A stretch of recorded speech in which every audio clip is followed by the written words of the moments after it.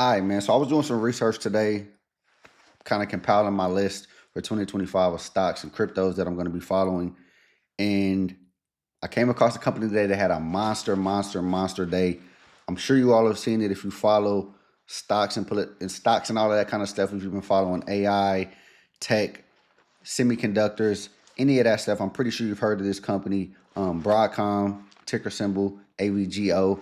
They had a monster day, man. A monster day. And that's what I want to talk about today, man, because I think that AI is going to be a monster money maker for years to come, man. And if you have to know about these things so that you can know where to invest your money, what companies are leading the forefront of certain type of things. And I've talked about Nvidia before.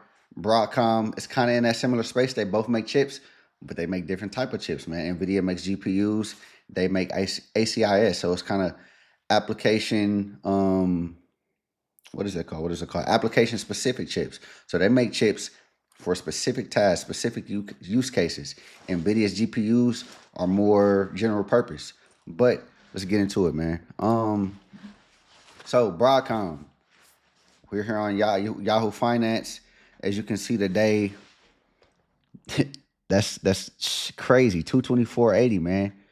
$44.14. Growth increase today. 24%, almost touching 25% on the day. Look at that chart, man. Look at the daily, man. Look what this is the 5 day. This is the 5 day. This is what they were trading earlier in the week, man. Earlier in the week. And now look at them, man. Way up here. That's big boy growth, man. That's crazy.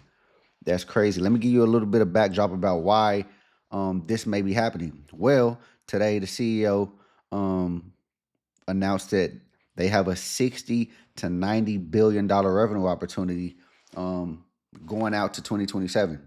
Going out to 2027. This company has customers such as Apple, Google, Meta, ByteDance, OpenAI.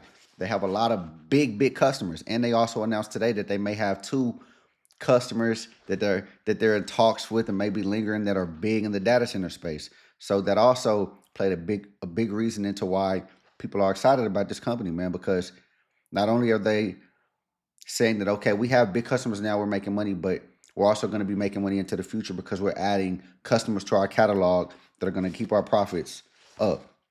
So their next earnings is going to be around March 5th, March 10th. If you look at the daily range, the low was $2.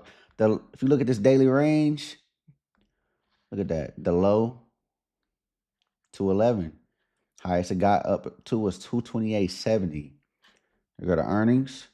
Pay attention. We like to pay attention to earnings because we like to be informed on the growth of the company, what's going on. We like to know their financials, all of that stuff. So we keep track of those dates. Look at the 52-week range, man. Look where it was trading at 52 weeks in the 52-week range low. That's crazy. If you was in that, you made some money. You made some money. That's why we invest low and we sell high if you're gonna sell. But we like to invest low so we can get all of that appreciation right there, man. But yeah, man, AVGO, they had a monster day. They had a monster day. And one more thing I want to touch on about AVGO is don't fall, because I am personally invested in Nvidia. I'm invested in Nvidia. I was not invested in AVGO, but that's about to change. And I want to let you know, don't fall in love with a company. Don't fall in love with an investment.